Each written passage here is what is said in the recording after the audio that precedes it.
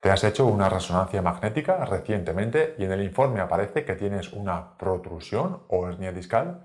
Si tienes un montón de dudas respecto a estas lesiones, estás en el lugar adecuado. Te animo a quedarte hasta el final del vídeo.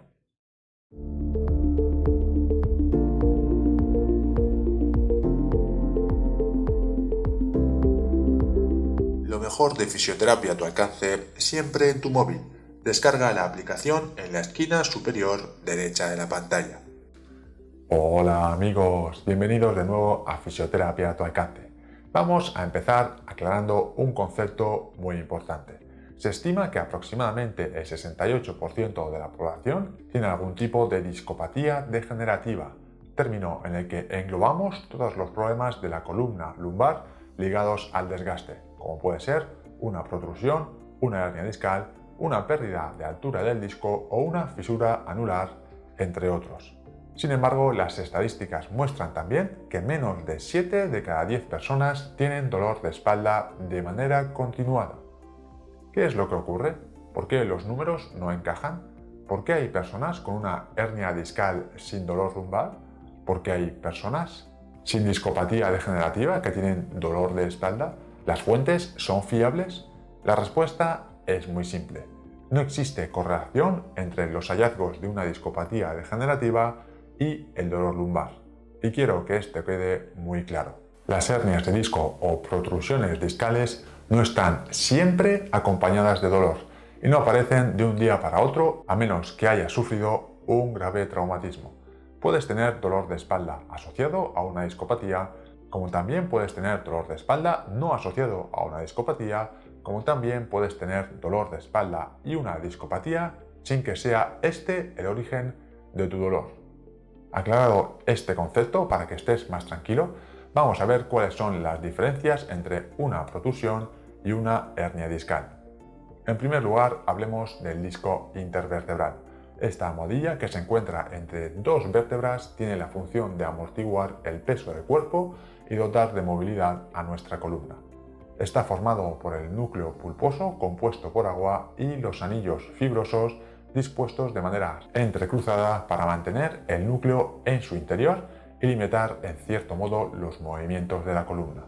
Un disco sano o normal se define como tal porque tiene una forma normal ovalada y no tiene evidencia de degeneración o desgaste.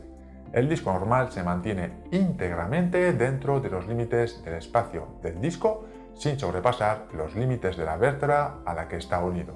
Por lo tanto, un disco normal no solo tiene una forma normal, sino que no se extiende más allá de sus límites habituales y no tiene indicios de degeneración o desgaste.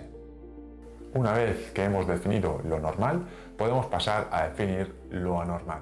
Una de las anormalidades más comunes son las hernias de disco, que se definen como un desplazamiento localizado del material del disco que involucra el 25% o menos de la circunferencia del disco.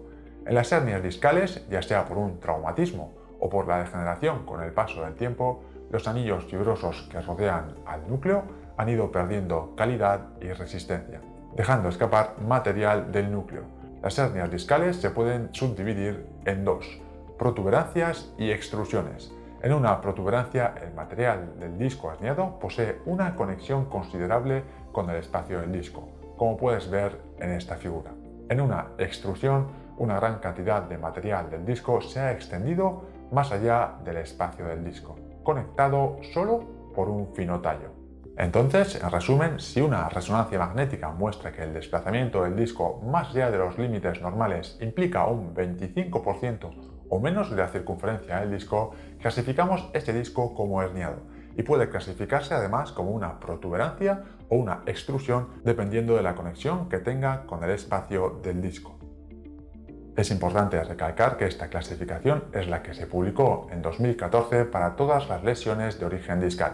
Puedes ver diferentes definiciones o vídeos que hablan de otros términos, pero esto es lo que se utiliza hoy en día en clínica y lo que está validado por la evidencia científica. Puedes encontrar todas las referencias de lo que te estoy diciendo en los comentarios del vídeo. También es importante señalar, como dije al principio del vídeo, que estas definiciones no tienen por qué coincidir con niveles de dolor mayores. Sin embargo, las hernias de disco pueden ciertamente causar dolor de espalda o de pierna.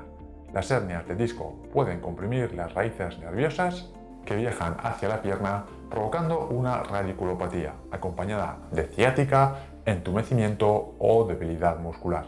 Incluso si una hernia de disco no está comprimiendo un nervio, pueden causar dolor al generar una fuerte reacción inflamatoria. El abombamiento discal es otro tipo de forma de disco anormal. A diferencia de las hernias, los abombamientos son causados por el desgaste normal del disco y se observan comúnmente en personas normales que no tienen dolor de espalda. La diferencia entre un abombamiento y una hernia discal es que en un abombamiento la parte más grande del disco se desplaza más allá de sus límites normales. En una hernia de disco hay un desplazamiento del disco de menos del 25% más allá de sus límites normales. En un abombamiento discal hay un desplazamiento generalizado del disco mayor o igual al 25%, tal y como puedes observar en esta figura. Curiosamente, aunque los abombamientos discales muestran porciones más grandes de disco anormalmente desplazadas, es menos probable que sean dolorosos en comparación con las hernias de disco. Esta es la diferencia principal entre las hernias de disco y los abombamientos discales. Sin embargo, hay algunas situaciones en las que una hernia de disco puede parecer un abultamiento de disco. Por ejemplo, un disco puede tener múltiples hernias.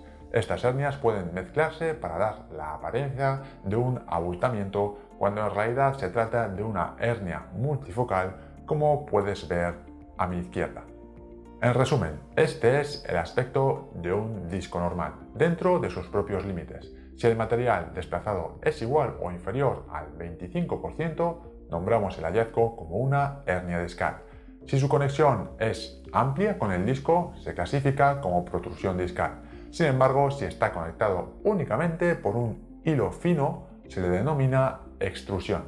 Si en algún momento ese fino hilo acaba por desaparecer, estaríamos hablando de un secuestro discal.